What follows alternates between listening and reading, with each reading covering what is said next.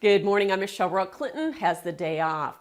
What could a renewed trade war between the U.S. and China mean for grain exports? A new study says it would cause an immediate drop in corn and soybean exports from the U.S. The study was commissioned by the National Corn Growers Association and the American Soybean Association, who told me there's not enough demand from the rest of the world to offset those losses. The potential impact of tariffs and trade retaliation on the U.S. ag sector is significant. The previous trade war cost about $10 billion a year in lost exports, with soybeans accounting for 71% of the decline.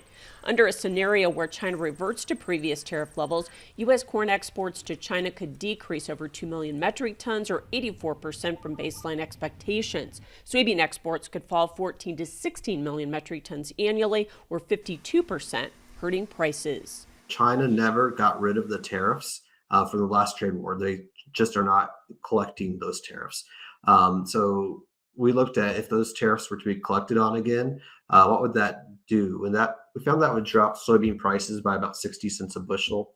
However, with a 60% retaliatory tariff, corn exports to China could fall by nearly 90%, resulting in a 13-cent per bushel drop in prices. Soybean exports to China would drop over 25 million metric tons, devastating soybean prices. If China put a 60% tariff on corn and soy, and that would drop soybean prices by about $1 per bushel to the U.S. farmer. He says the hit to soybeans is so severe because China's the top customer for U.S. beans, accounting for over half of annual exports, and that business can't be replaced by other customers. No, you cannot make up for China. China buys about 60% of the globally traded soybeans. So there's not even a combination of countries. I mean, we couldn't put every other country together in the world and come up with the size of the Chinese market. Now, I mean, we could rearrange trade to some extent with South America, but you really just still cannot replace China.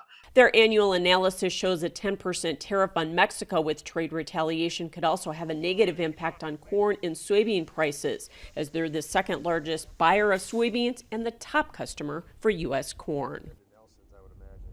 Meanwhile, new numbers show that China's trade with the U.S. fell to 11% of its total goods traded last year.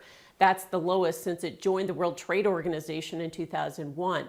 Experts say Beijing has diversified exports, favoring Southeast Asia, and for imports, it's relying more on Brazil and Australia.